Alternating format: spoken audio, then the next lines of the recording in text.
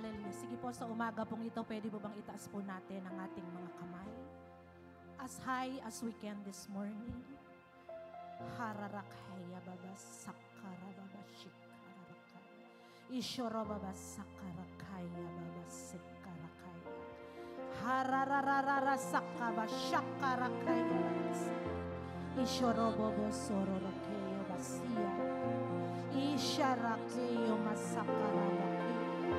Ishorororokeyo basararake. Oh, hallelujah, Lord. We bless your name this morning, oh God. Pinupuri ka po namin, niluluwalhati at pinararangalan ng iyong dakilang pangalan, sapagkat karapat dapat kang purihin. Walang ibang Diyos na katulad mo. Nag-iisa ka sa aming mga buhay. At tunay nga karapat dapat ka sa lahat ng pagsamba na ginagawa po ng iyong mga anak. Sa umaga pong ito, salamat sa pribilehyo na muli po kaming magkasama-sama, sumasamba sa iyo sa Espiritu at katotohanan. Salamat po sa lahat ng pagpapala, sa lahat ng pabor, sa lahat po, Panginoon, ng reward, gifts na binibigay mo po sa amin, sa lahat ng pagpapala, sa lakas, sa buhay, na ibinibigay mo sa provision, kahit kailan, Panginoon, hindi ka nagkulang. Sa kabila po ng katotohanan kami nagkukulang, tapat ka pa rin po sa buhay ng bawat isa po sa amin. Kaya sa umagang ito, Panginoon, amin pong hinahayaan na ang aming mga buhay ay patuloy po na sakupin ng iyong kapangyarihan. Nagpapakumbaba po kami at nagpapasakop sa iyo. Nagsusuko po kaming lahat ng aming buhay. Maging karapat-dapat po kami sa iyo. At kung meron kang nakikitang karumihan pa sa puso, sa isipan, sa buhay, sa pagkatao ng bawat isa po sa amin, sa isip po namin, Panginoon, mga naikilos, nagawa at nasabi, magmula po sa akin na gagamitin mo ngayong umaga na daluyan ng iyong mga salita, hanggang sa buhay po ng bawat isa sa amin na dinala mo sa umagang ito, we ask, Lord, the cleansing of your blood. Cleanse us, Lord, from all our iniquities and unrighteousness this morning, upang sa ganon, Panginoon, kaming lahat ay maging katanggap-tanggap sa iyo. Salamat for your blood, Panginoon, na laging naglilinis sa aming mga buhay. At ngayong umagang ito'y nakatitiyak po kaming walang hadlang sa amin pong gagawing pagsamba, pakikinig, pagpupuri, Panginoon, ng iyong banal at banal na salita. Salamat po sa umagang ito, Panginoon. Pagpalain mo ang buhay ng bawat isa. Bigyan mo po kami sa umagang ito ng kagalakan sa aming puso, sapat na kaalaman, karunungan, at sapat, Panginoon, na pananampalataya upang amin pong ma-appreciate at amin pong maintindihan at maisapuso namin ang bawat mensahe na gusto mong ilagay sa amin pong mga puso. At ang lugar na ito, Panginoon, pakabalutan mo ng iyong makapangyarihang dugo. Hindi po namin pinahintulutan ang anumang gawa ng kaaway sa lugar na ito. We ask, Lord, your presence be upon this place. Panginoon, ikaw lamang po, Panginoon, ang maranasan namin sa aming pong kalagitnaan. Ang presensya mo, Panginoon, ang aming maramdaman sa lugar na ito. At tunay nga, O Diyos, sa umagang ito'y nagpapasalamat kami sapagkat gagawa ka, kikilos ka sa buhay ng bawat isa po sa amin maging sa kalagitnaan ito. Habang dinedeklara po namin, ikaw, Panginoong Jesus, ang Diyos ng lugar na ito. Ikaw, Panginoong Jesus, ang Diyos ng aming mga buhay. Ikaw ang Diyos ng panambahang ito ngayong umaga. At tunay nga po, Panginoon, maingat na maingat po namin ibinabalik sa iyo ang lahat ng kapurihan, karangalan, kaluwalhatian sa pangalan po ng aming Panginoong Jesus. Ang lahat po ng anak ng Diyos, mga anak ng Diyos ay magsabi ng malakas na Amen and Amen. Palapakan po natin ang Panginoon at ang kanyang presensya sa umaga po ito. Hallelujah! Hallelujah, Lord! Hallelujah, Jesus! Hararabasika. Sige po. Magandang umaga po sa bawat isa po sa atin. At sa umaga pong ito, ako muna po ang inyong makakasama sa ating pong mensahe at sa ating pong pangangaral ng kanyang buhay na salita. Kaya sa oras pong ito, tayo pong lahat ay makinig na po. Ayan, praise the Lord. Nasa magandang pwesto na po ba tayo sa umagang ito? Praise God. May maganda na po ba tayong upuan? Ayan, praise the Lord. Ayan. Okay na po ba tayo ngayong umagang ito? Hindi po tayo magsisimula nang tayo po ay hindi pa po ayos at wala pa po tayo sa komportableng upuan ng bawat isa po sa atin. Ayan. Praise the Lord. Ayan. Sa umaga pong ito, pwede po bang sabihin po natin sa ating katabi, wag mo muna akong kausapin sa umaga pong ito. Ayan. Wag mo muna akong kausapin sa umagang ito, ako'y makikinig ng salita po ng ating Panginoon. Yung pong lahat ng handa ng makinig sa salita ng Diyos, pumalakpak nga po sa Lord. Yung handa na pong makinig, pumalakpak po ng malakas sa ating Panginoon. Ayan, sige po. Sa umaga pong ito, tinanong ko po si Sister Joy. Sabi ko, Sister Joy, ano ba ang mensahe ng Panginoon? Nung pong sinabihan niya ako, na ako nga daw po ang magtuturo po sa lugar na ito at gagamitin ng Panginoon. Sabi niya, Sister Josie, wala pa. So, ang inanda ko pong mensahe, ay yung mensahe talaga, nilagay ng Diyos sa aking puso. Pero nagulat ako para po itong, kumbaga kaugnay ng ating pong team for the month of December. Gracious giving.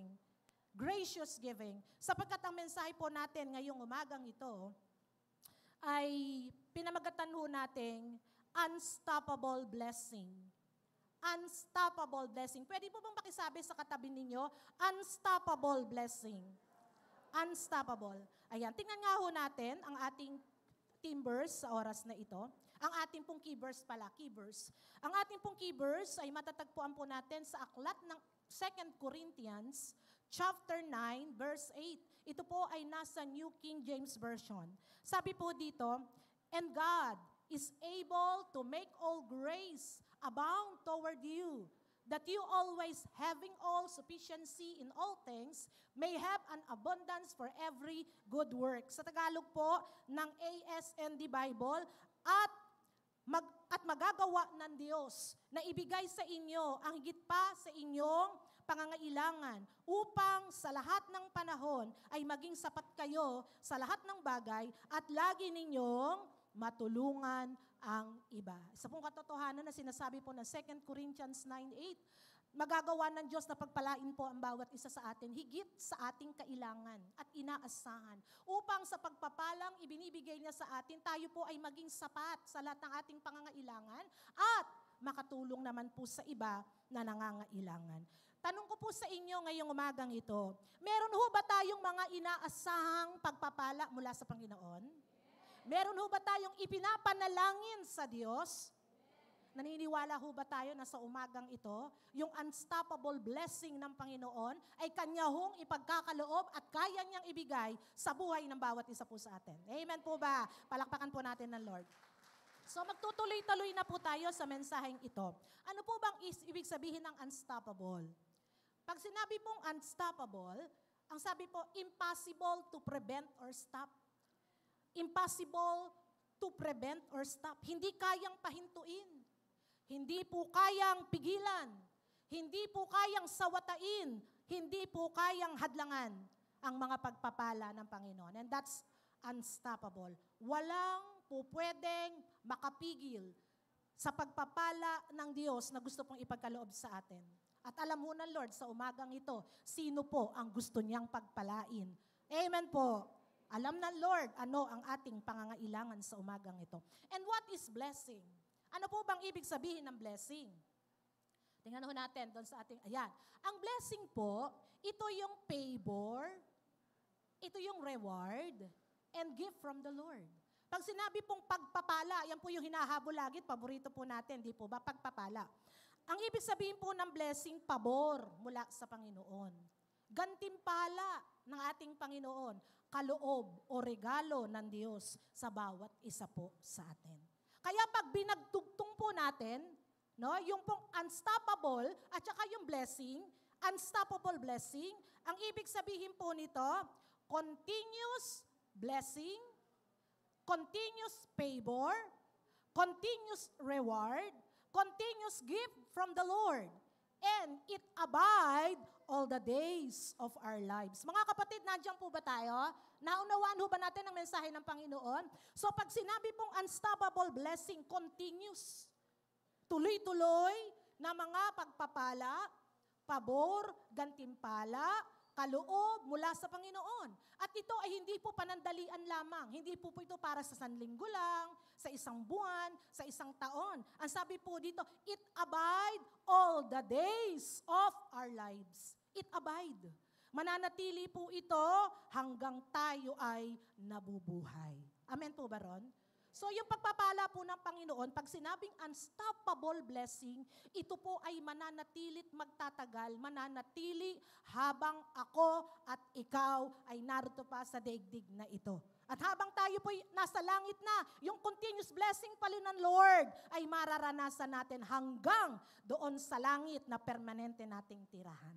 Amen? So ang tinutukoy po ditong unstoppable blessing, ito ay hindi lang material. Ano po kasi, ang isipan po ng mga tao po sa sanlibutan, minsan po yung mga Kristiyano pa din po, na ang pag sinabing blessing ay laging material things. But definitely no, amen. Hindi po laging material ang ibinibigay na pagpapala ng Panginoon. Ito sakop po nito ang lahat ng area ng ating pong mga buhay. So ang pagpapala, hindi lang po material. It is physical. Yung binibigyan tayo ng Diyos ng kalakasan, kagalingan. Ito po ay tinatawag na spiritual, lumalalim tayo sa pagkakilala sa Panginoon, lumalalim tayo sa ating pananampalataya. Ito po ay mental, no? Malusog ang ating kaisipan, at ito po ay kasakop din ito ang social life po natin, yung ating pakikitungo sa ibang tao. Amen po, yung ating pakikipagkapwa-tao, dapat po pinagpapala din po tayo sa areang ito. So holistic po, pag sinabi pong blessing at unstoppable blessing, sa bawat area ng ating buhay, kalooban ho ng Lord na tayong lahat ay managana. Amen po ba?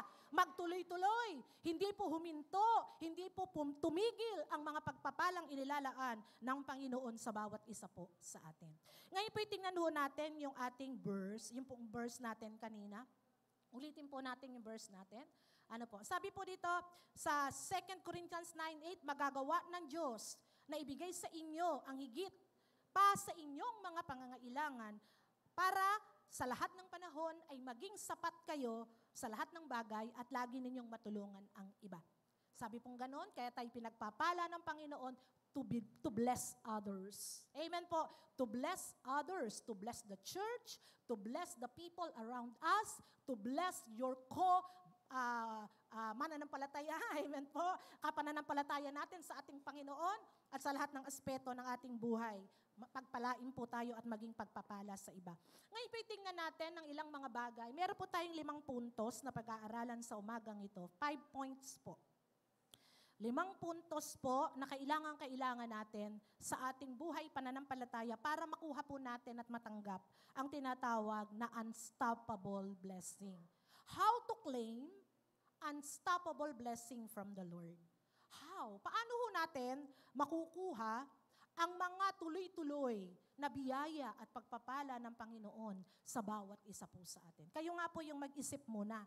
Paano ko ba makukuha ang mga tuloy-tuloy na biyaya at pagpapala ng Panginoon sa aking buhay? Sige po, tanungin ho natin ang ating sarili at ang Panginoon. Panginoon, paano ko ba? Paano ko ba makukuha ang tuloy-tuloy na pagpapalang mula sa iyo? Ano po ang sagot ng Diyos? May requirements po kasi. Hindi ho basta-basta ibibigay ng Diyos yan. Meron po tayong mga requirements. Number 1, how to claim unstoppable blessing from the Lord. Number 1, don't worry about anything. Huwag kang mag-alala, huwag akong mag-alala, huwag tayong mag-alala sa anumang bagay sa ating pong mga buhay. Ano po bang ibig sabihin ng worry? Di ba lagi natin sinasabi, nagwo-worry ako kasi meron akong problema. Ano ba ibig sabihin ng worry? Ang worry po, ito ay mentally troubled or concerned. Ayan, mentally troubled or concerned. Feeling or showing concern or anxiety about what is happening or what might happen. Ang sabi po ng worry, ang ibig sabihin po niyan sa Tagalog, ito yung mga bumabagabag. Ito yung mga kabalisahan. Ito yung mga gumugulo sa isipan ng bawat tao, kahit Kristiyano, biktima po nito ng worry. Amen po. Yung po bang mga kaguluhan, nababagabag tayo, nagugulo tayo, hindi tayo makatulog sa gabi. At minsan po, wala na tayong kapayapaan. Hindi na tayo makapanalangin at hindi na rin po tayo makapagbasa ng salita ng Diyos ng may focus kasi merong worry sa ating mga isip. Nag-aalala tayo at nababalisa sa mga nangyayari sa ating buhay. Nababalisa tayo, nag-aalala sa nangyayari sa ating trabaho, sa nangyayari sa ating pong pag-aaral. Nababalisa tayo sa nangyayari sa ating negosyo, sa ating karir. Nababalisa tayo sa ating pong love life. Di ba? Yung iba nababalisa. Paano na yan? Matanda na ako, tumatanda na ako. Ayan, ganito. Nagwo-worry tayo sa ating love life. Nagwo-worry tayo sa ministry na ipinagkatiwala sa atin ng Panginoon. Nag-aalala tayo sa nangyayari sa ating bansa, sa ating mundo. Minsan po, ang isa pong ikinawo-worry ng isang Kristiyano ay yung baha. Yung bahay namin ay binabaha na. Pagkaraan kaya ng ilang taon, 5 taon mula ngayon, paano na kaya ang bahay namin? So marami tayong pinag-aalala. At ang sabi po dito sa ibig sabihin ng worry, ito yung makabalisahan, pag-aalala sa nangyayari ngayon. At maaari pong ang ating pag-aalala, ang ating worry ay sa mga mangyayari pa sa hinaharap. So, ibig sabihin, wala pa, hindi pa nangyayari ang problema, nagugulo na yung isip natin. Mga kapatid, ang isa po pala sa nagpapahinto sa pagpapala ng Panginoon na tuloy-tuloy na pagpapala sa ating buhay ay ang tinatawag na pag-aalala at kabalisahan. Kapag po pala tayo nababalisa, nawawala ang pananampalataya natin at pananalig sa ating Panginoon. So ano po ang gamot sa worry? Para po ang tuloy-tuloy na biyaya ng Panginoon ay ating maranasan. May gamot po dyan. Philippians chapter 4, 6-7. Tingnan nga po natin.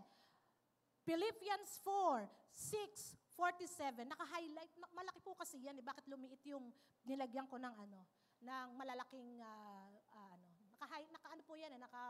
Malaki po siya. Malaki po yung kanyang font ba yun? Philippians 4, 6-7. Sabi po dito, be anxious for nothing. Be anxious for nothing. But, by prayer and supplication with thanksgiving. Sabi po ng Panginoon, let your request be known to God, and the peace of God, which surpasses all understanding, will guard my heart, your hearts, our hearts and minds through Christ Jesus. So ang gamot sa pag-aalala, pananalangin ng may pagpapasalamat. So kung feeling po natin ngayong oras na ito, malaki po ang ating problema, gulo ang ating isip, gulong-gulo ang ating isip, hindi po natin alam kung anong gagawin. Isa lang po ang paalala ng Panginoon sa Philippians 4, 6-7, let's pray. Ipaabot ho natin sa Diyos ang lahat po ng ating mga pangangailangan by prayer. Sabi po dito, huwag kayong mabalisa tungkol sa anumang bagay. Sa halip ay hinginin niyo sa Diyos ang inyong pangangailangan sa pamamagitan ng panalangin may pagpapasalamat. At ang di malirip at di maunawaang kapayapaan ng Diyos ay masa sa ating puso at isip sa pamamagitan po nino ng ating Panginoong Hesukristo. So kung tayo po'y nababalisa, let's pray. Manalangin po tayo at yung po yung gamot na po pwede pong magpagaling sa pag-aalala ng isang Kristiyano. Kahapon, nung pong Friday, dahil po sa Bangon na Pilipinas, ang kanila pong topic ay pasok na dok ba yun? Pasok na dok, yun ba yun? Dok pasok. Ang isa po nilang topic is about anxiety, yung pong mga may suicidal parang attempt, ganon.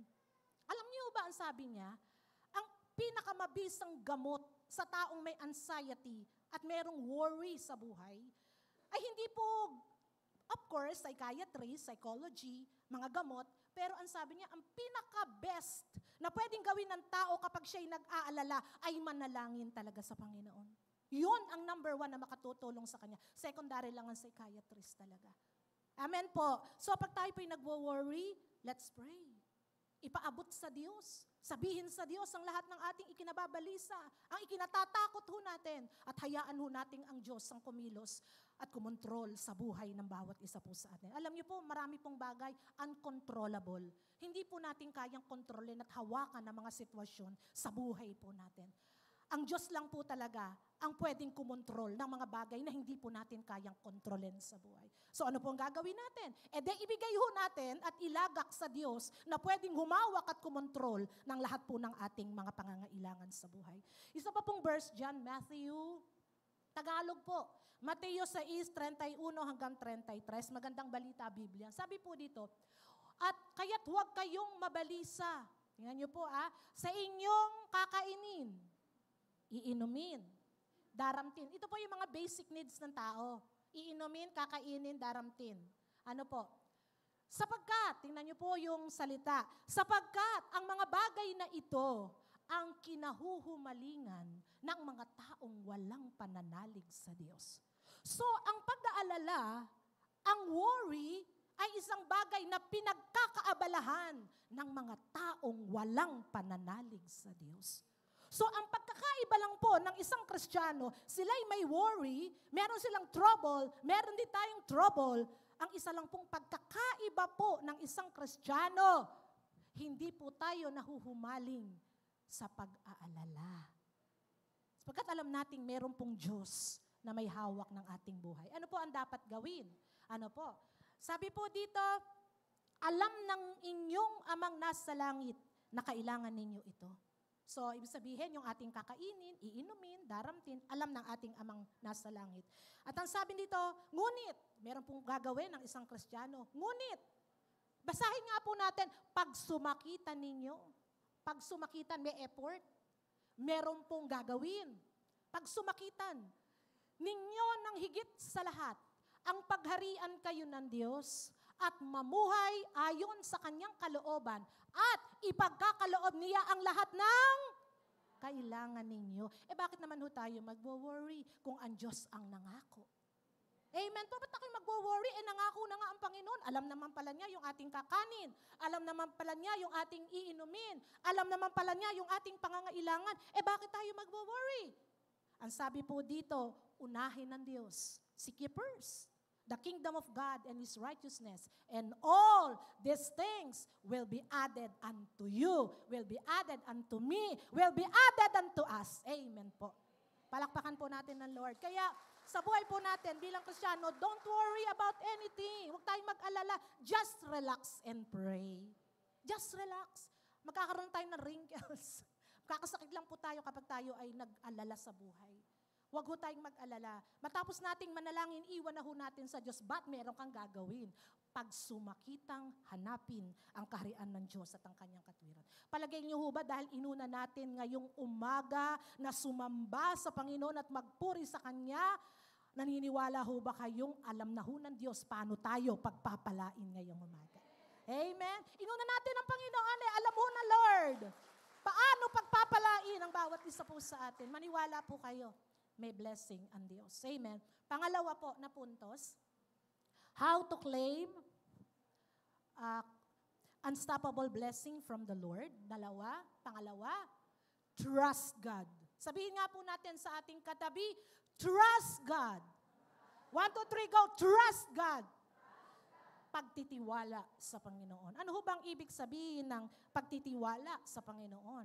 It is firm belief in the reliability, truth, ability, and strength of someone or something. Pag sinabi pong trust, ito po yung matatag na paniniwala, pananalig, doon sa kahusayan, katotohanan, kakayanan, kalakasan ng sinuman o anumang bagay. May tiwala tayo, may strong belief. Meron tayong matatag na paniniwala. At kung meron na tayong dapat paniwalaan at pagtiwalaan, ay walang iba kundi ang Diyos. Amen po? Hindi ang asawa, hindi anak, ang Diyos pa rin po ang pwede nating pagtiwalaan. Dapat nagtitiwala tayo na ang lahat ng bagay ay kayang gawin ng Diyos sa ating buhay. Yung pong awit na walang imposible sa Diyos. Di ba merong awit na ganon? Ano po yung awit? Walang imposible sa'yo, walang imposible sa'yo. Ikaw ang Panginoon na makapangyarihan, walang mahirap sa'yo. Di po ba? Awitin nga po natin, walang mahirap sa'yo. Walang mahirap sa'yo.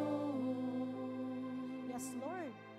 Walang mahirap sa'yo. Ikaw ang Panginoon na makapangyarihan.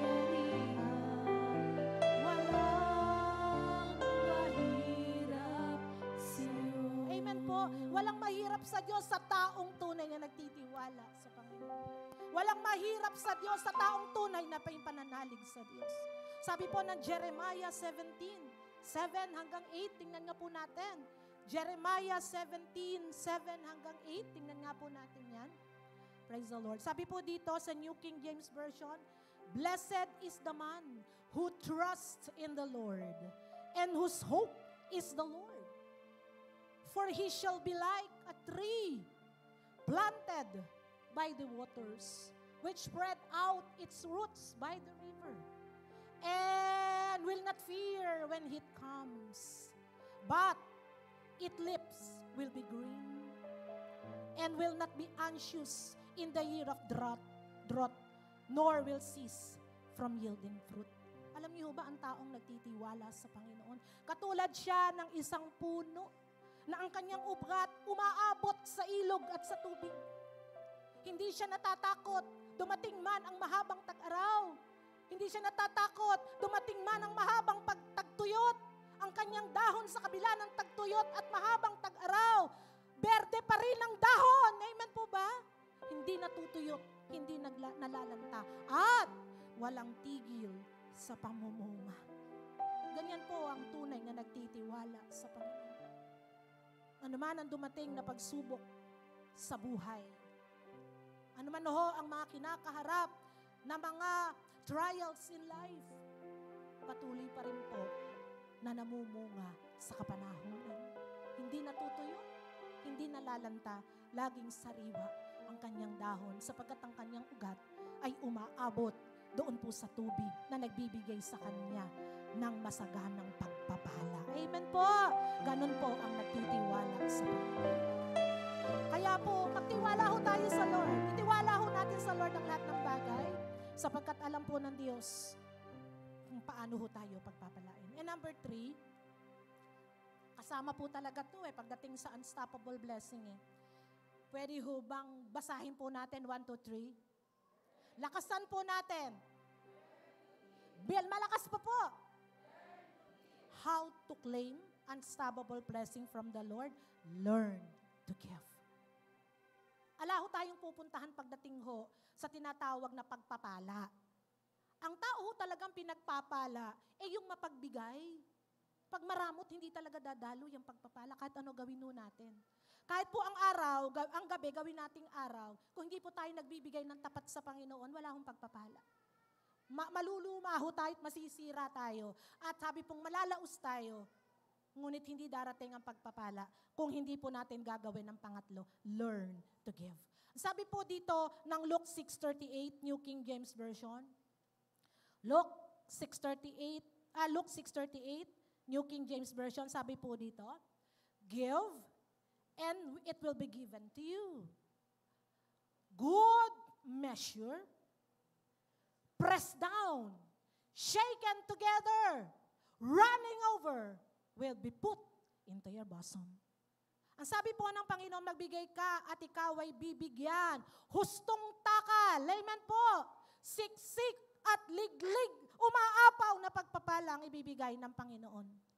Kaya sa buhay po pala natin, tinuturuan tayo ng magbigay talaga. Magbigay ng tapat sa tithes, 10% kapatid, hindi ho atin yan.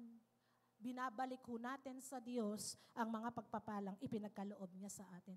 Sister Josie, wala naman akong trabaho Hindi ho ba kayo nabibigyan ng anak ninyo, ng asawa ninyo? Wala ho bang nag-aabot sa inyo ng pagpapala? Tinatides po yun, yung mga blessing na dumarating po sa atin, pensyon, galing sa SSS, tinatides po. Ibinibigay ho natin iyon sa Panginoon. Ibinabalik ho natin sa Panginoon ang mga pagpapalang sa Kanya rin ang galing at humihingi lang ho ng Diyos ng kaunting bahagi ng pagpapalang sa Kanya naman ho ng galing. Hindi naman ho sa ating galing yun. Sino nagbigay ng lakas, karunungan, para tayo makapagtrabaho? Di po ba ang Diyos? So marapat, ang sabi po, di ba, ng Malachi, chapter 3, 8-10. Hindi ho ba? Inuutusan ho tayo, tinuturuan ng Panginoon na magbigay ng tapat sa ating pong mga ikapo. Sa totoo lang, kahit po siguro si Ate Lia o yung ng finance, hindi naman po talaga nila alam kung sino ang faithful tithers. Lahat po tayo tithers. pero hindi po alam ng Panginoon, ng bawat isa sa atin, kung sino po talaga ang faithful. Ang nakakaalam lang ho, ang Diyos at tayo. Pero sa mga tapat ho talagang nagbibigay, tandaan po natin, may unstoppable blessing na inihahanda ang Diyos at ibibigay ang Diyos sa bawat isa po sa atin. Amen po?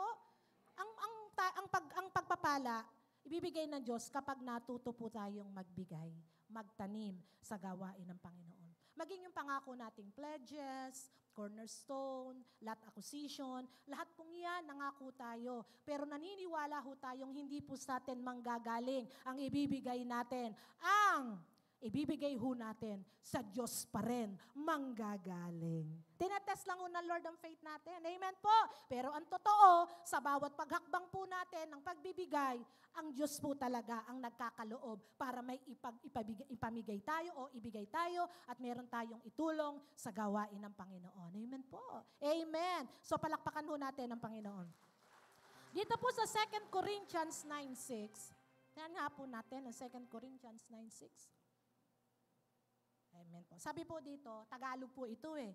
Sabi po dito, 2 Corinthians 9:6, ang naghahasik ng kakaunti ay, ulitin nga po natin, tandaan, ang naghahasik ng kaunti ay,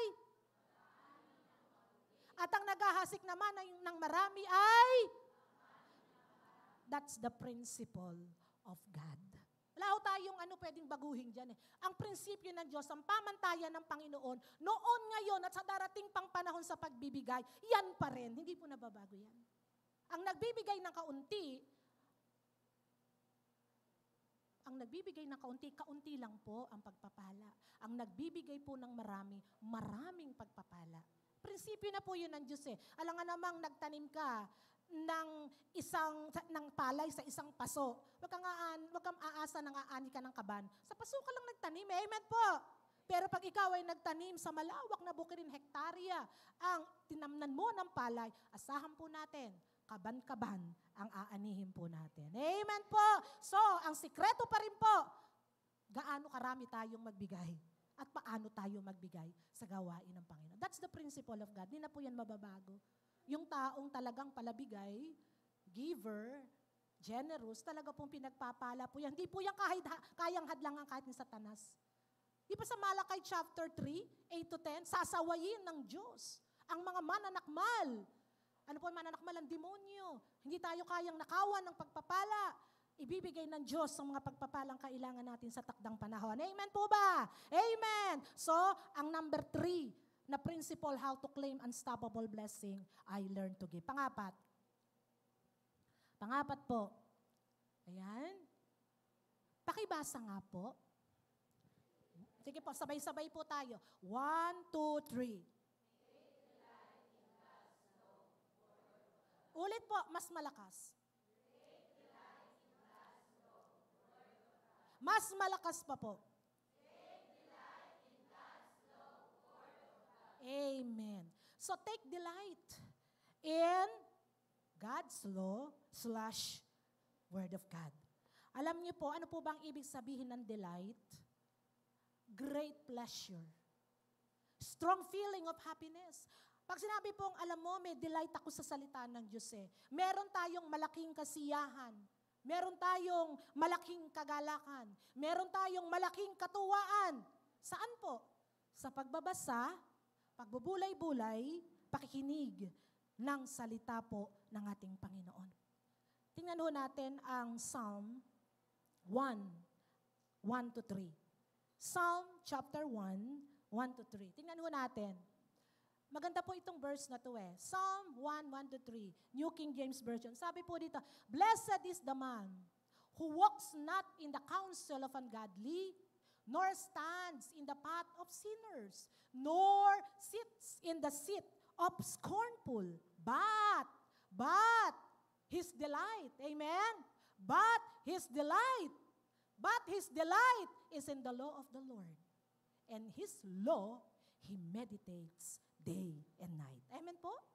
His delight, may malaki siyang kagalakan, may malaking katuwaan, doon po sa mga salita ng Diyos na kanyang binabasa. Ang sabi po dito, He shall be like a tree planted by the rivers of water that brings forth its fruits in its season, whose leaf also shall not be withers, and whatever he does shall prosper.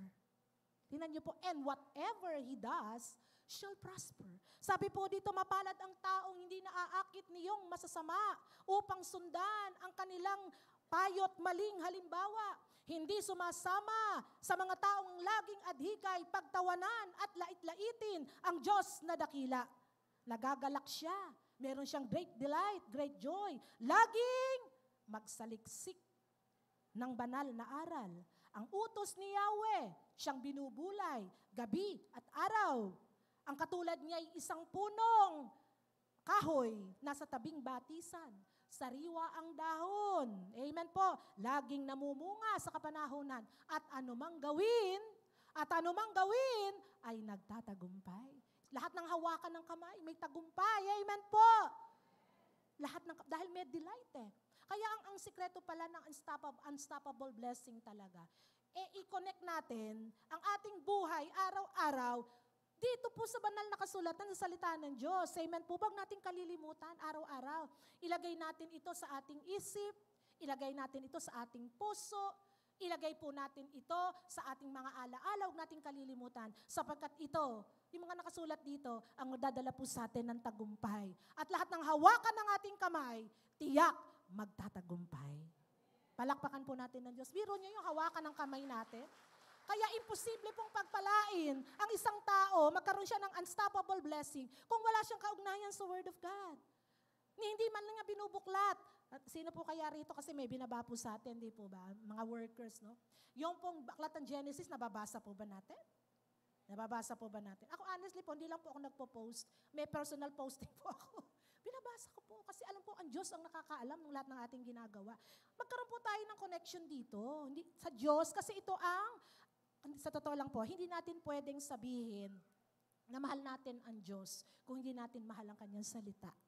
Ito lang kaisa-isang love letter ng Diyos sa atin, wala na pong iba. Wala na akong paraan pa para maipaabot ng Diyos ang Kanyang kalooban sa atin. Maliban pong iugnay natin at bigyan ho natin ng panahon ang ating buhay sa salita ng Diyos. Mga kapatid, ang salita po ng Diyos hindi lang para sa pastor. Hindi lang po para ito sa workers at leaders, para po sa ating lahat. Magbigay ho tayo ng panahon, kahit isang chapter lang, araw-araw, basahin po natin. At makita ho natin ang kagandahan ng pangako ng Diyos sa bawat isa po sa atin. Amen po ba? Iugnay ho natin ang ating katamarang basahin ito. Dapat meron tayong great joy, great delight. Amen po ba? Malaking kasiyahan, malaking kagalakan, malaking katuwaan kapag tayo nagbabasa ng salita ng Diyos. Yung bang, naku, ano kaya ang mensahe ng Panginoon ngayon sa akin? Excited ako eh. Hindi, ayun na naman, magbabasa na naman ako, masakit na mata ko, malabo na. Marahil kaya siguro hindi lumilin ang mata natin. Tamad tayong magbasa ng salita ng Diyos. Joke lang po. Subukan ho natin. Makikita ho natin ang biyayang nakapaloob sa salita po ng Diyos. Amen? Tandaan po natin, unstoppable blessing ang pinag-uusapan natin, may requirements. Pag hindi po natin nagawa ang requirements na yan, hindi ho mangyayari ang unstoppable blessing sa buhay natin. And then number 5. Number 5. Hindi pa po yan ang huli. Meron pa po tayong pag-aaralan. Obedience is a must. Sabihin nga po natin sa ating katabi, obedience is a must. Ang pagsunod ay kailangan pagdating sa unstoppable blessing. Tingnan ho natin ulit ang meaning ng obedience. Recap. Ang obedience po, hearing the word of God and applying it. So nakikinig ho tayo ngayong umaga, enjoy ho tayo sa salita ng Diyos. Ang tanong, hihinto po ba tayo sa pakikinig ngayong umaga? Tapos na. Hindi po. Ilalagay natin sa ating isip, paano ko ia-apply at isasagawa ang aking narinig ngayong umaga. Amen po. Tuwan-tuwa ka, ito mensahe ng Panginoon, napakinggan natin. Ang tanong, ang tinatanong ng Lord, anak, yung narinig mo bang mensahe ngayong umaga, paglabas ko, paano ko ito ia-apply sa aking buhay? At yun po yung medyo may kahirapan. Masarap makinig eh. Ang problema, paano mo isasagawa? Paano ko isasagawa? Sabi po dito, doing what God asked you to do. So, gagawin natin, ano ba ang gusto ng Diyos na mangyari sa buhay ko, sa buhay nating lahat? Gagawin natin ang sinasabi ng Diyos na dapat nating gawin. And that's obedience. Another, aligning your will to God's will. Iaayon natin ang ating kalooban sa kalooban ng Diyos. Malaki pa rin po ang factor ng Word of God para po maintindihan natin ang kalooban ng Diyos sa ating pong mga buhay. Aligning, iaayon natin ang ating kalooban at gusto sa kalooban ng Panginoon. Amen po. At malalaman natin ang kalooban ng Diyos sa banal na kasulatan. Amen po. Baka naman ho dito may nagpapahula pa. Naku, tingnan nga ho natin yung ating katabi para malaman ang kalooban ng Diyos at mangyayari sa akin ngayong 2025. Baka pumupunta pa tayo sa manghuhula. Mga kapatid, wala na po si Manang Bola.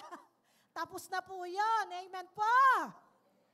Kung gusto natin konsultahin ng Diyos, manalangin tayo, alamin natin ano bang magiging kapalaran natin ngayong 2025 and beyond sa salita po ng Diyos. Amen po. Kaya pagka ho kayo nagpahula, puro negative. Ang mangyayari po't matatakot lang ho tayo. Baka ho lalo tayong mag-alala sa buhay at madali ang buhay natin. Amen po. So aligning your will to God's will. And then, obedience is total submission and surrender to God's word. Total. Pag sinabing total, ganap, buo, hindi kalahati, hindi 1/4. Ano po, buo, hindi 90%, buo na pagsusuko ng buhay at pagpapasakop sa salita ng Diyos. And that's obedience. Ganap na pagpapasakop at pagsusuko ng buhay sa Panginoon at kanyang mga salita. Tingnan nga po natin yung verse na sikat pagdating sa obedience. Tingnan nga po natin. Joshua 1:8. Tingnan nga po natin. Ayan. Sabi po ng Josue 1:8, huwag mong kaliligtaang basahin ang aklat na yaon. Huwag mong kaliligtaang basahin. Huwag kalilimutan. At ang sabi dito, dilidilihin mo iyon. Dilidilihin, i-meditate. Araw at gabi. Upang matupad ko ang lahat ng nasusulat doon. Sa gayon.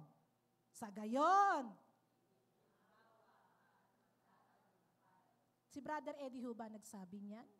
Si Pastor Huba? Sino po ang nagsabi niyan? Ang Diyos. Kita niyo po, huwag mong kaliligtaang basahin, huwag kalilimutan. Araw-araw, dili-dilihin iyon.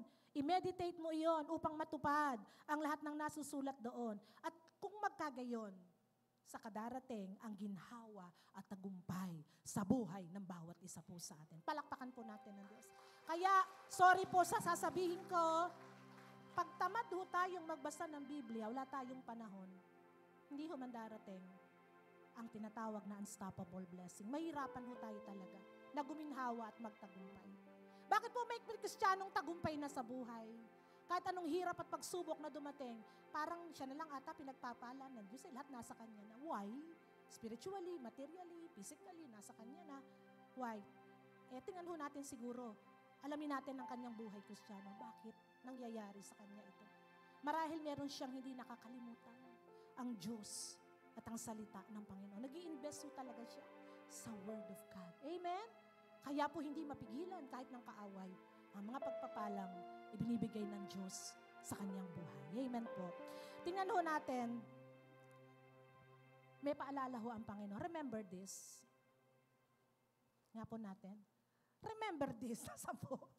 Ayan. Sabi po, remember this. Projectors.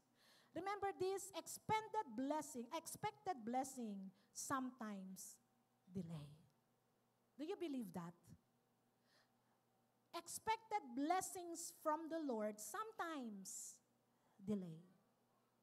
Minsan po, yung mga ina-expect ho nating pagpapala, ngayong taong ito, naasahan natin ngayong taong ito, meron na akong ganito.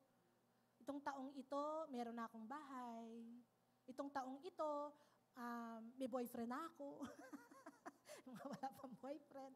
Itong taong ito, sabi nung isa, ang tawag ho pala sa boyfriend ng jowa. Jowa pala. Jowa, may mga terms po sila, no? Nang jowa daw niya, ipag-pray. Sabi ko, ano sabihin ng jowa? Palang jowa, girlfriend o boyfriend. Yun pala. Iba na pala terms ngayon, jowa. Gusto po natin magkaroon ng jowa. No? Minsan po, yung ina-expect nating blessing, sometimes delay. Gusto ko na po, Lord, magkaroon ng sasakyan, ng car. Panginoon, gusto ko na pong ganito mangyari sa buhay namin. Pero alam niyo po ba, sa banal na kasulatan, ay may mga expected blessings ang mga taong ito, pero nangyari pero delay. Yung nangyari po dito kay Abraham at Sarah. Tingnan po natin. Ito ay nangyari po sa Genesis 12, 1-5. No? Di po ba God promised him to be blessed? Talaga pong pinangakuan ng Panginoon si Abraham. Sabi ng Lord sa kanya, Abram, ang pangalan po niya, di pa Abraham, Abram. Lisanin mo ang lugar na iyong kinalakhan. Ang lugar kung saan ka lumaki. Pumunta ka sa lugar na sasabihin ko sa iyo at doon kita pagpapalain. At doon po sa Genesis 15, 1-5, naroon po ang mga pangakong pagpapala ng Panginoon kay Abraham. Payayamanin kita. Ang pangalan mo'y mababantog. Kikilalanin ka ng napakaraming tao, magiging sikat ka. Ang sabi ng Panginoon, payayamanin kita. Payayamanin kita, sabi ng Panginoon. Ang magpala sa iyo'y pagpapalain ko. Ang sumumpa sa iyo'y susumpain ko rin. Napakarami pong blessing na ibinigay ng Diyos at pinangako kay Abram.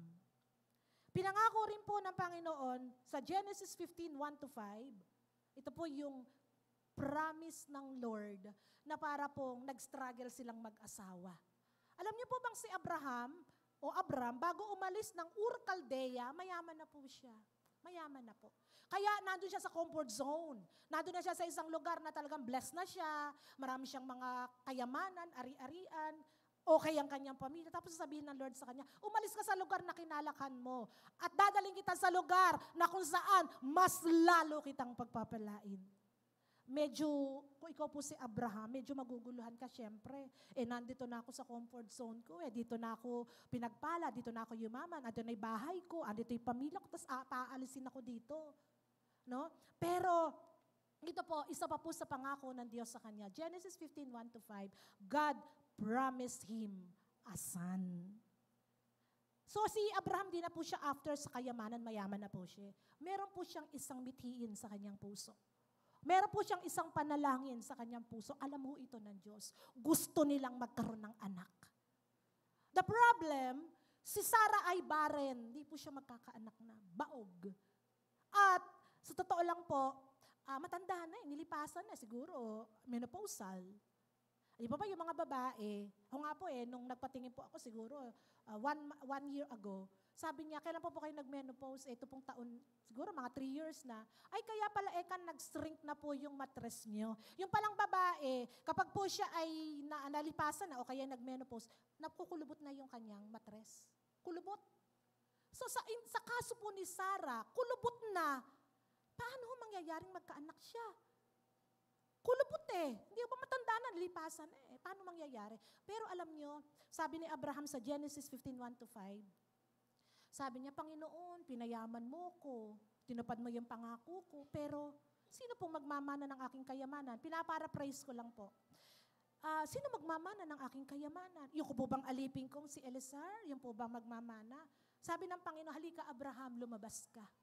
Pinakita ng Lord sa kanya ang napakaraming bituin sa langit. At ang sabi po ng Panginoon, Abraham, ganyang karami ang magiging lahi mo. Magkakaroon ka ng isang anak. Amen po? So God promised him a son. Lumipas po ang ilang taon. Naalala ho natin, dahil po nainip si Sarah mismo, nag-give up na Sabi niya, siguro 10 to 15 years bago yung pangakuan ng Panginoon, lumipas pa yon. From Genesis 12, lumipas pa po marahil lang more or less 10 years, di pa rin po nangyayari ang pangako ng Panginoon.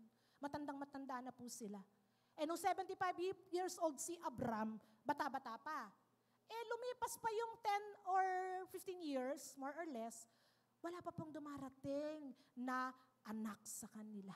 Kaya si Sarah nag-give up na, di na talaga ako atang nagkakaanak Ibibigay ko na lang sa iyo yung aking alipin na si Hagar. So, ibibigay ko siya sa iyo para magkaanak siya sa akin, para sa akin. Binigay nga po ni Sarah si Abraham sa kanyang alipin na si Hagar. Nagkaanak po sila at ito ay si Ismael. Pero hindi po si Ismael ang anak sa pangako. Ang pangako po ng Diyos, nanggaling sa inyong dugo at laman ang magiging anak ninyo at tagapagmana. Hindi yung anak sa labas na si Ismael. Definitely no, sabi ng Panginoon. So, mula sa Genesis 12 hanggang sa Genesis 21, naghintay po sila. It took 25 long years before God gave the promise. 25 mahabang taon ang pinaghintay po ng mag-asawa para sa kaisa-isang anak.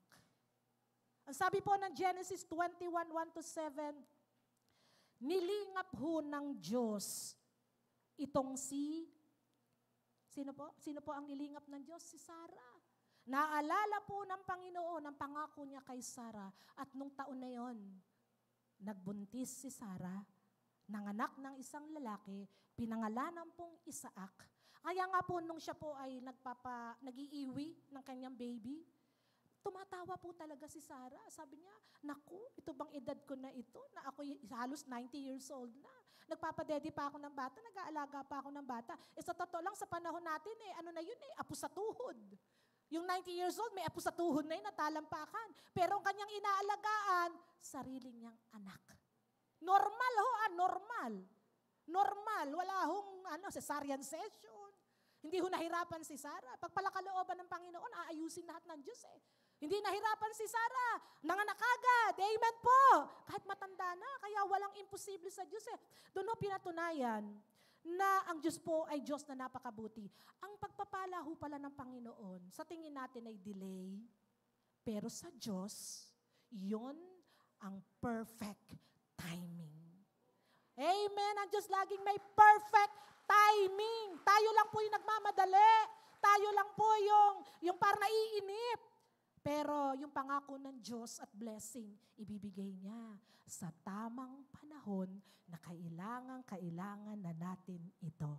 Mga kapatid, may pinagpe-pray ho ba tayong blessing?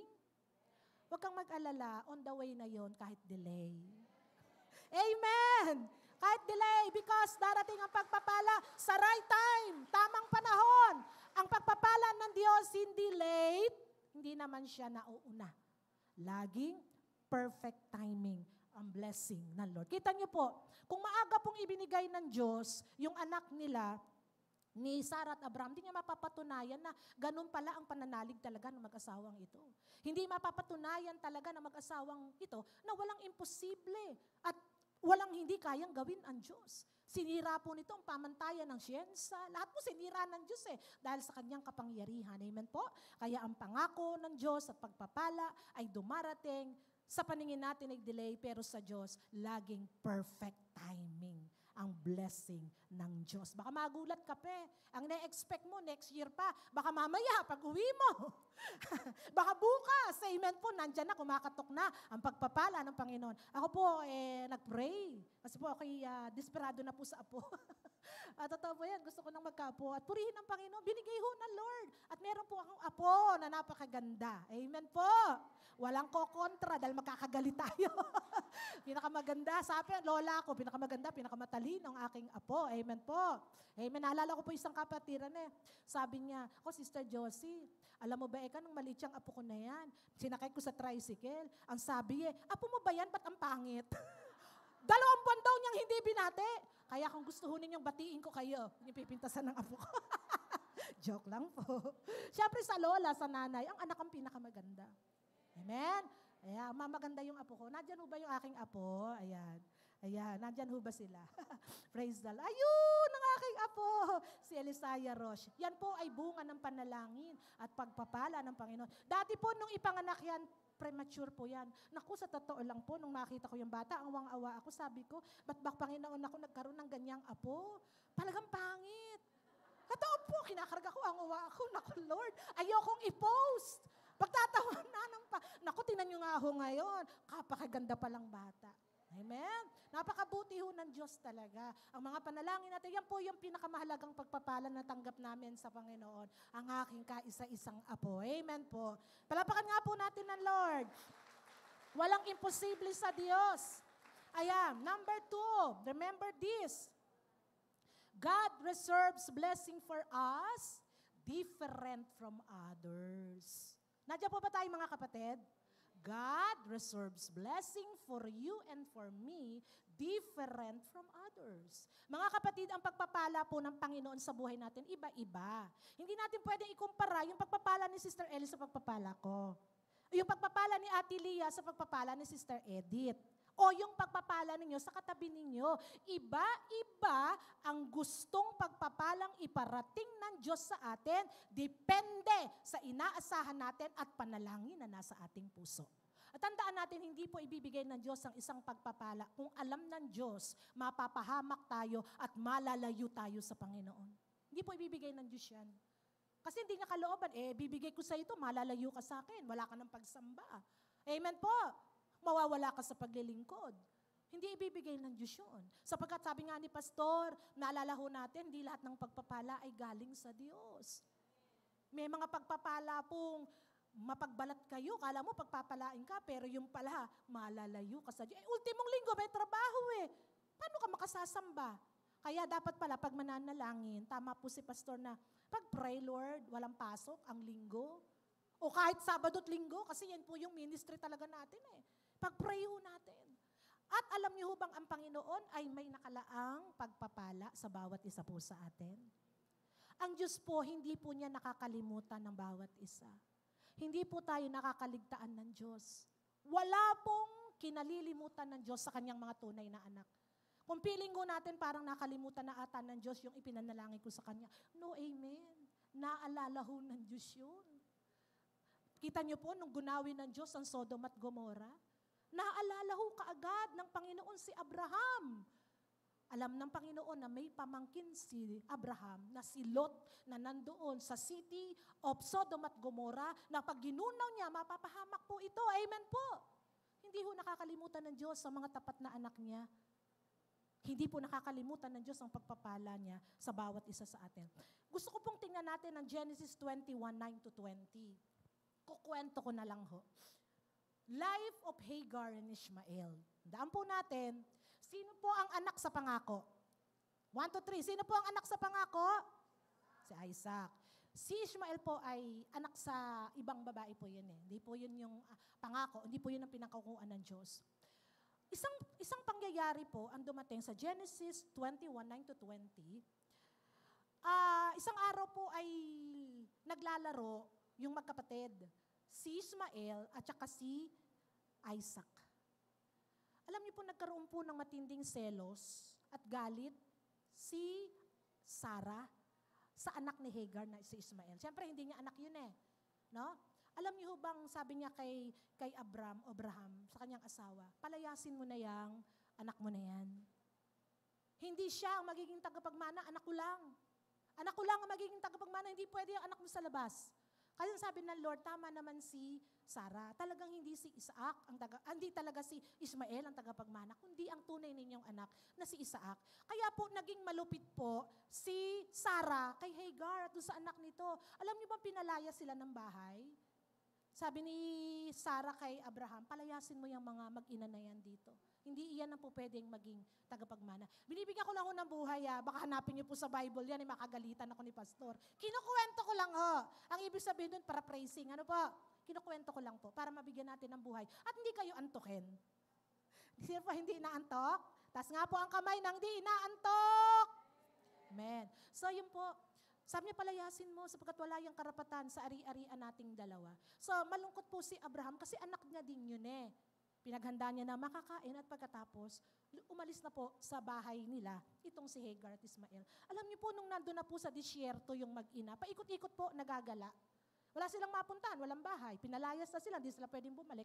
Paikot-ikot po sila sa disyerto. Alam niyo bang umiyak yung bata ng malakas? Iyak ng iyak yung bata, nagugutom Wala na po yung pabaon ni Abraham sa kanila, ubus na, wala ng tubig. At sa disyerto, wala naman tubig Wala kang makikita ng tubig, walang pagkain. Umiyak ng umiyak yung bata, palahaw ng iyak.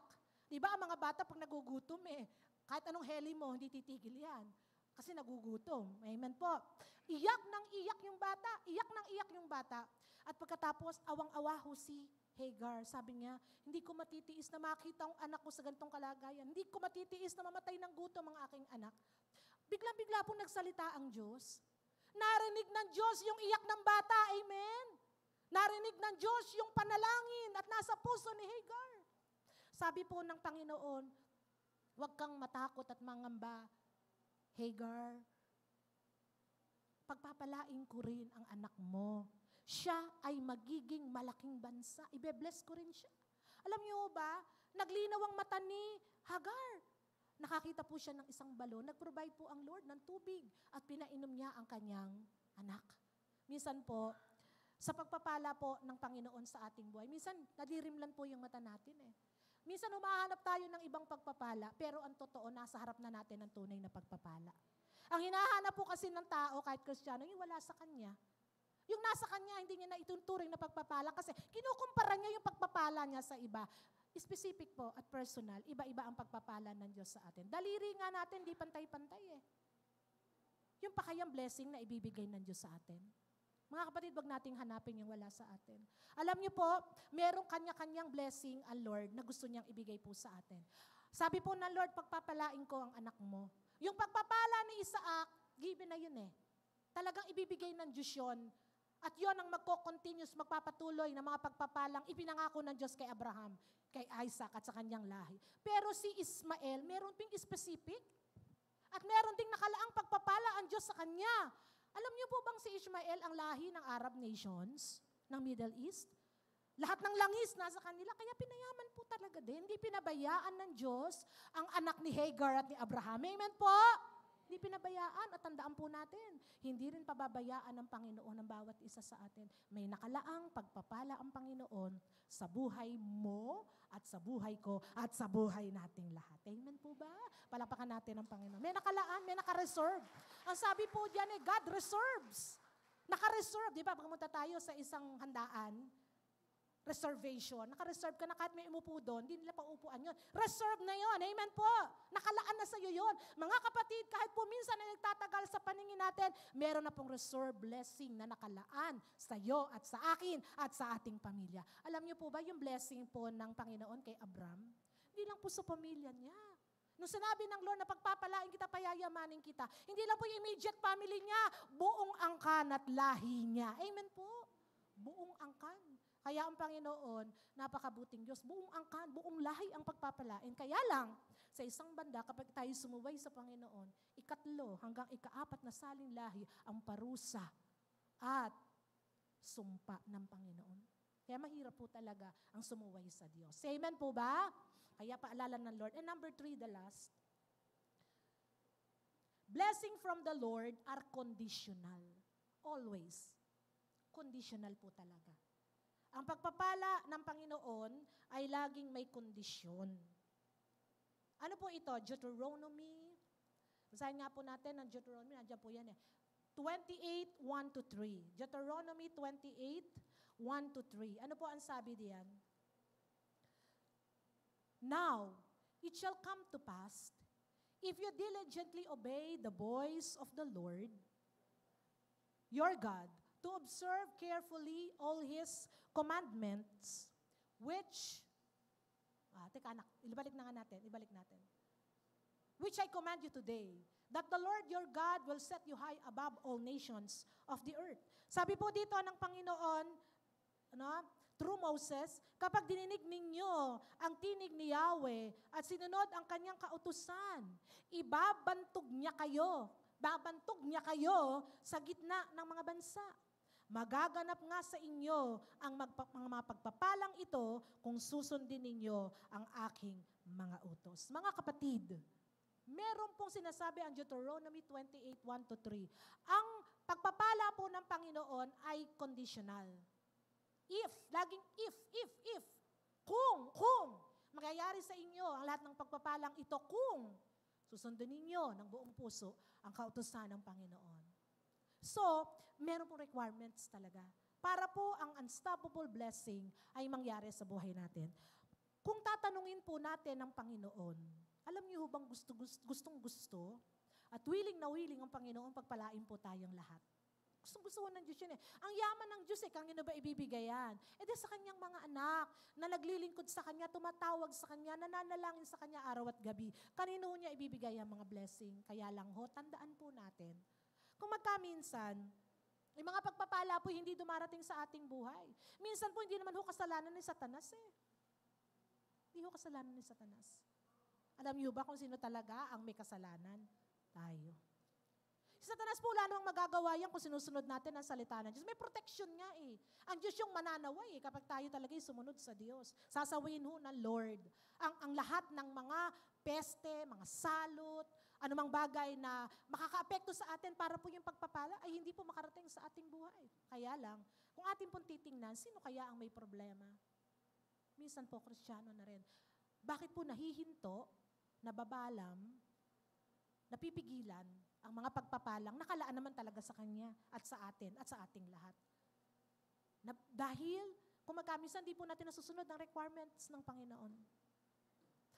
Naalala ko lang po may nagsabi po sa akin, ang Diyos daw po, ang Diyos, masakit na masakit po yung puso niya. No? Lungkot na lungkot siya. Kapag daw po ang mga anak o yung taong masasama, ang sasarap ng kinakain nila, magagandang bahay, napoprovide, napupuntahan nila ang gusto nila. Yung bang parang lahat nasa kanila na marami silang pera, may mga kotse, ganon. Lungkot na lungkot po ang puso ng Diyos. Nagdurugo ang puso ng Diyos. Yung anak niyang tapat sa Kanya, yung anak niya sanang dapat pagpalain. Yung kinakain niya, pumipila sa NFA, tapos yung kinakain bigas, hindi makain ng tao. Nagdurugo daw po puso ng Diyos nun eh. Yung pag-anak ng Diyos, dapat masarap ang kinakain, tapos yung pinakamura binibili niya. Nagdaramdam daw po't masakit ang puso ng Diyos kapag ka po ganun. Dahil gusto ng Diyos, yung pagpapala ng mga tao sa sanlibutan, mga taong masasama, higitan pa ron ang pagpapala niya sa mga tunay na anak niya. Amen po ba? Gusto ng Panginoon, kung kumakain sila ng dinurado, dinurado din ang kinakain natin. Kung nakakapunta tayo sa ibang bansa, gusto rin ng Lord, makapag-flight tayo. No, gusto ng Lord, magkaroon tayo ng unstoppable blessing. Gusto ng Diyos pagpalain po ang bawat isa sa atin. Nalulungkot ang Diyos kapag daw po may mga tunay na anak siya na talagang hindi nakukuha. Yung mga pagpapalang nakalaan naman sa Kanya. At kapag daw po naman, nangyayari sa atin na yung pagpapala po ay hindi natin natatanggap, tuwan-tuwa naman ang kaaway. At galit na galit naman siya, kapag ka ang pagpapala, ang unstoppable blessing ay dumarating sa buhay ng Kristiyano. Kaya meron hong nalulungkot. Sino nalulungkot pag tayo pinagpapala? Ang kaaway. Pero pag tayo naman po, hindi dumarating ang pagpapala at naghihirap tayo, ang nalulungkot naman ay ang Panginoon. Kaya sa buhay po natin, ano ho ba ang mga dahilan bakit hindi tayo napagpapala ng Panginoon? Siguro, suriin natin ang ating pong mga sarili, ang ating pagsunod sa Diyos. Kasi talagang wala akong pwedeng manloko sa Diyos eh. Pwede nating lokohin ng pastor, lokohin ng tao, lokohin ng sino man, pero wala akong pwedeng manloko at mandaya sa Panginoon. Wala, hindi natin pwede. Kaya nga masarap maglingkod sa Diyos eh. Sa Diyos hindi pwede yung SS. Sip-sip, malabo. Sorry for the word, and that's the right word. Hindi ho pwede. Hindi ho. Kasi sa Diyos, alam niya yung buhay natin. Kung karapat dapat o hindi ba dapat pagpalain ang bawat isa po sa atin. Siya lang po ang nakakaalam ng tunay na buhay ng bawat isa. Baka may mga bagay ho tayong nakakaligtaan, may mga bagay po na dapat tayong alalahanin. Tingnan po natin, Tagalog po yung sinulat ko. Tingnan po natin ating conclusion. Nakasulat po ba? Yan. Sabi po rito, nais ng Panginoon na lahat tayo'y pagpalain. Ngunit bakit kung minsan ay hindi natin matanggap ang mga pagpapalang nakalaan naman para sa iyo at sa akin? Bakit kaya? Tingnan ho natin yung susunod na slide. Kadalasan, ang malaking hadlang ay balakid, ay mismo ng ating mga sarili. Tingnan po natin. Pwede ho bang pag-aralan natin at suriin ang mga buhay natin sa oras na ito? Suriin natin, tanong natin sa Diyos, bakit yung unstoppable blessing at yung pagpapala kong napakatagal na hindi pa dumarating? Upang sa ganon maitama at maiayos ang ating mga buhay. Upang sa ganoon, maranasan natin ang tuloy-tuloy na biyaya niya sa atin at sa ating buong pamilya. Amen po ba? Suriin natin. Tanungin natin ng Diyos, Panginoon, ano po yung aking naging pagkukulang? Pwede bang paalala mo sa akin? Turuan mo ko ng mga bagay na dapat kong gawin upang sa ganoon. Ngayon 2025, ang tuloy-tuloy na pagpapala ng Diyos ay aking matanggap at ng aking pamilya. Pwede ho ba natin gawin yon? Pwede ho ba? Palakpakan ho natin ang Panginoon. Hallelujah! Hallelujah, Jesus! Hallelujah! Sige po tayo pong lahat ay tatayo sa oras na ito. Magpe-pray po tayo. Pero yung aawitin po natin ay huwag lang basta awit. Ilagay ho natin to sa ating puso at gawin nating prayer. Lord, itong aawitin ko, panalangin ko to eh. Pinaabot ko sa iyo ang aking mga kahilingan, aking mga request ngayong umagang ito. Sige, paabot ho natin sa Diyos, panalangin ho natin. Hura rabashik kararabashik. Sige po, tayo po'y aawit sa ating Panginoon. I-release ho natin ang faith natin habang inaawit ho natin ito. Hindi lang basta awit, magmula sa puso natin. What we sing is in our hearts. Kung ano man ang inaawit natin, dapat nasa ating puso. Hallelujah. Oh, hallelujah, Jesus. Nakikita mo, Panginoon, ang puso ng bawat isa po sa amin. Kitang-kita mo ang aming mga buhay. Walang maitatago sa iyo. Kung sa tao man kami ay nakapagkakanlong, nakapagtatago, ngunit sa iyo, lantad ang buhay namin. Lantad ang puso namin. Hallelujah, hallelujah. Dinedeklara po namin ang awit na ito sa iyo.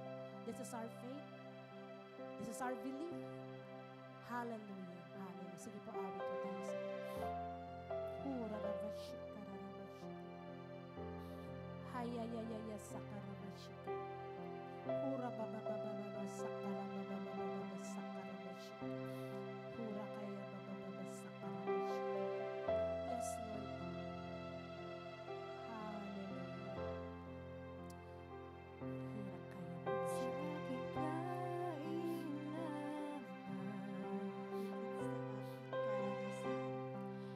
Higit sa aking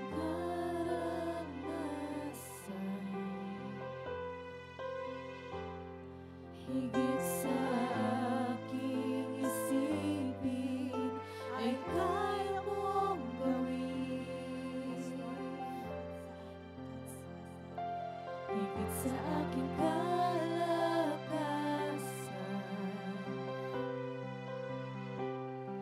di minsan ay hindi nagkulang.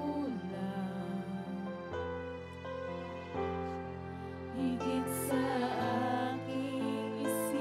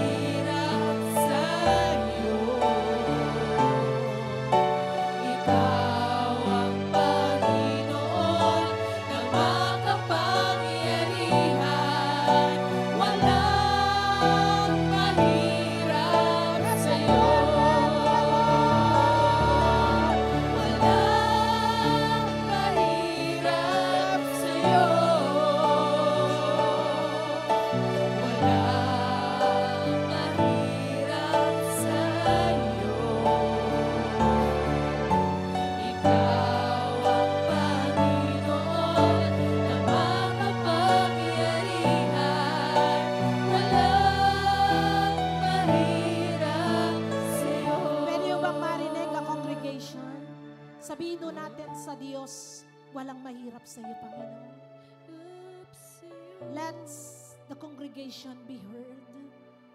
Sabihin ho natin sa Diyos, deklara natin, walang mahirap sa iyo, Panginoon. Walang imposible sa iyo. Kaya mong gawin kahit ang pinakamahirap na bagay.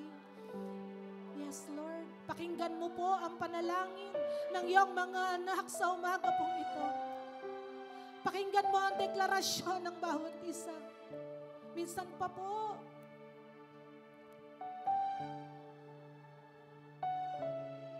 yes, Lord.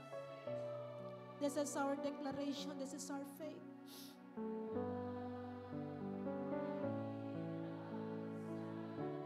Amen, Lord.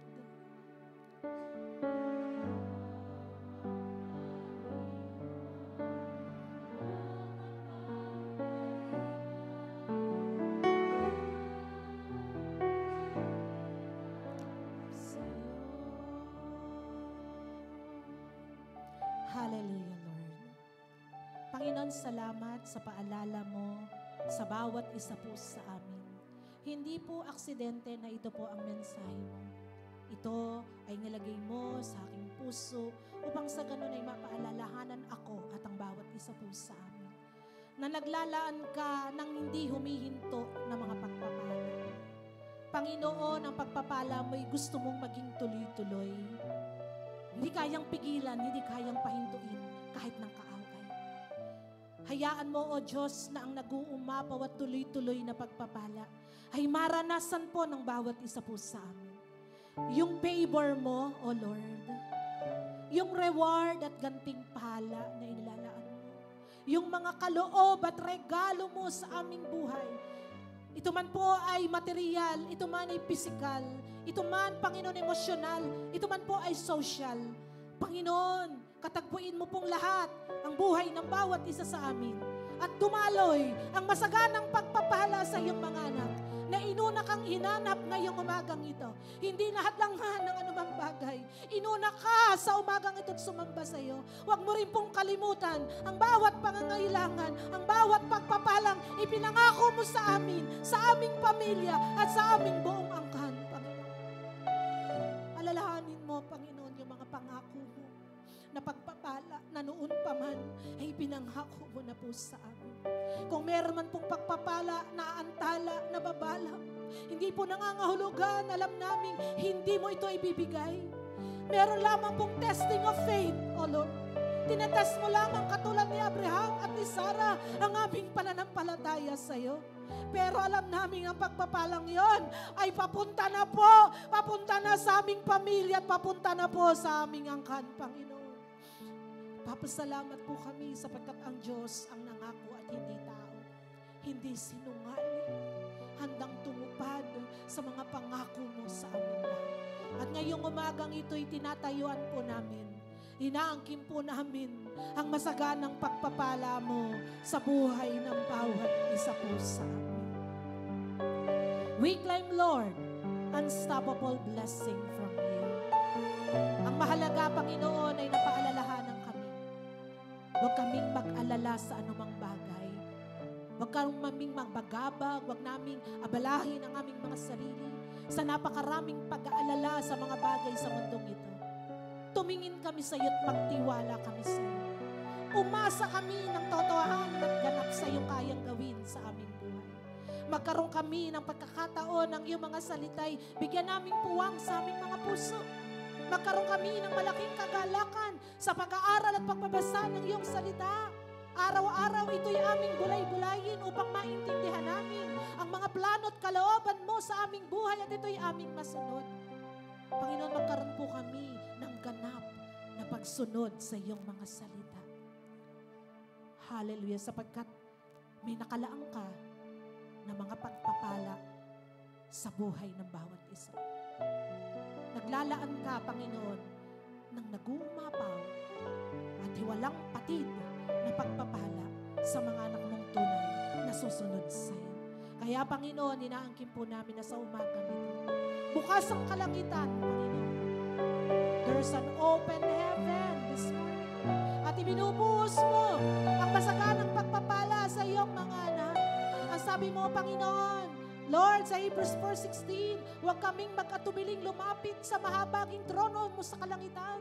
Sapagkat mula doon ay kakamti namin, Panginoon, ang nag-uumapaw na biyaya at pagpapala sa buhay ng bawat isa po sa amin. Meron kang trono ng biyaya, meron kang throne of grace, at doon dumadaloy ang lahat ng pangailangan po namin sa araw-araw naming mga buhay.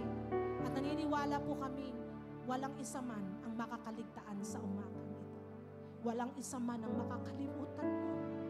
Lahat kami na umasa at nagtiwala sa iyo at inuna ang iyong kaharian. Lalabas kami sa umagang ito.